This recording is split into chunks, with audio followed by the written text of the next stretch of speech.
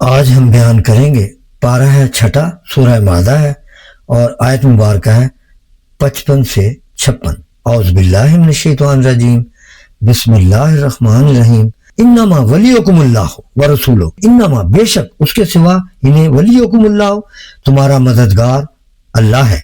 ہاں تمہارے دوست نہیں ہے کوئی بھی سوائے اللہ کے، ورسولہ اور اس کا رسول، والذین آمنوا اور وہ لوگ جو ایمان والے، رسول اللہ صلی اللہ علیہ وسلم کے ساتھی، وہ تمہارے بھی دوست ہیں۔ ان کی نشانی یہ ہے الذین یقیمون الصلاۃ، کہ وہ جو یقیمون الصلاۃ جو نماز قائم کرتے ہیں، یہ ان کی نشانی ہے، ویؤتون الزکاۃ اور وہ زکوٰۃ بھی دیتے ہیں، وہم راکعون اور رکوع کرنے والوں کے ساتھ وہ رکوع بھی کرتے، اور وہ جو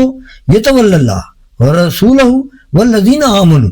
اور اللہ اس کے رسول اور مسلمانوں کو اپنا دوست بنائے، فإن حزب اللہ، تو بے شک اللہ ہی کا گروہ، حزب اللہ کہتے ہیں اللہ کی جماعت، اللہ کا گروہ، ہم الغالبون، یہی غالب آئے گا کافروں پہ، منکروں پہ۔ تو یہ نشانی پہلے بتا دی، اور یہی سلسلہ حضرت داتا گنج بخش رحمۃ اللہ تعالیٰ علیہ جب برِ صغیر میں یہاں تشریف لائے تو انہوں نے تبلیغ دین کے لیے بڑی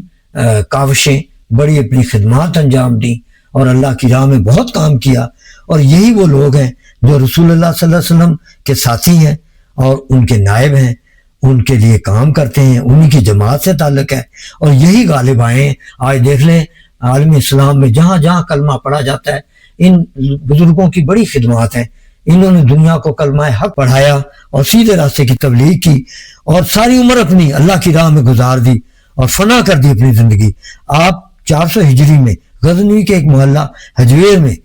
پیدا ہوئے، اور نجیب الطرفین سید بھی ہیں، اور ساتویں پشت میں آپ کا امام حسن علیہ السلام سلسلہ ان کا، اور طالبان حقیقت اور طریقت کے لیے ان کی کتاب ہے ایک زندہ حقیقت کشف المحجوب، بڑی خدمات ہیں۔ آپ کا اصلی نام مبارک علی ہے۔ داتا حضور گنج بخش رحمۃ اللہ تعالیٰ اللہ کا انہیں زندگی میں ہی مل گیا تھا۔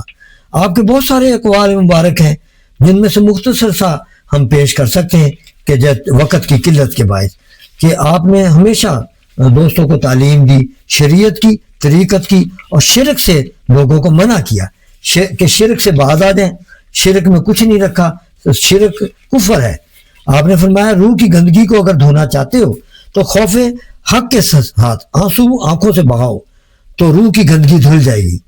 آپ ہی کا ارشاد مبارک ہے تیری خوشی اور تیرا غم رضائے حق کے لیے ہونا چاہیے، یعنی خوشی بھی اللہ کے لیے اور غم بھی اللہ کے۔ تحفہ اور ہدیہ جب بھی کوئی اللہ کے کسی بندے کو دے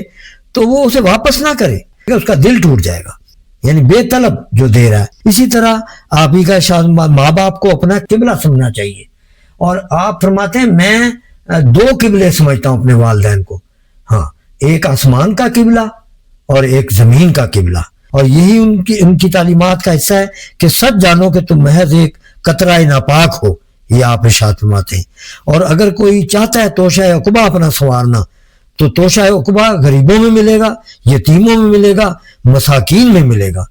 اگر یہ حواس خمسہ جو بظاہر جنہیں آپ اپنا دوست سمجھتے ہیں، یعنی حواس خمسہ کہتے ہیں آنکھ ناک کان یہ سارے زبان، یہ انہوں نے فرمایا اگر اسے صحیح استعمال نہ کیا تو یہ قیامت والے دن تیرے سب سے بڑے دشمن ہوں گے۔ حرام کا لقمہ سے 40 دن قبول نہیں ہوتی عبادت، نہ دعا قبول ہوتی ہے۔ جہاں تیری عزت ہے اور احترام کے خلاف کوئی بات ہو وہاں جایا ہی نہ کر، یہ آپ کی تعلیمات کا حصہ ہیں۔ آپ نے ایسے نہیں، اللہ تعالیٰ نے ارشاد فرمایا انما ولیکم اللہ ورسولہ، اور بے شک تمہارے دوست نہیں ہیں مگر اللہ اس کا رسول، والذین آمنوا اور وہ لوگ جو ایمان والے ہیں، الذین یقیمون الصلاۃ ان کی نشانی ہے وہ نمازی ہوں گے، اور یؤتون الزکاۃ اور زکوٰۃ دیتے ہوں گے، وہم راکعون اور رکوع جھکنے والوں کے ساتھ جھکتے ہوں گے، ہاں بے نمازی نہیں ہوں گے۔ ہاں اللہ کی تمام تعلیمات کو داتا علی حجویری رحمۃ اللہ نے پہلے خود اپنایا اور پھر لوگوں کو تبلیغ کی۔ یہ نہیں کہنے آئی عورت تو کہ میرے بچوں کو گڑ کا منع کر دیں، آقا صلی اللہ علیہ وسلم نے کل آنا، دوسرے دن آیا، انہوں نے کہا بیٹا گڑ نہ کھایا کرو۔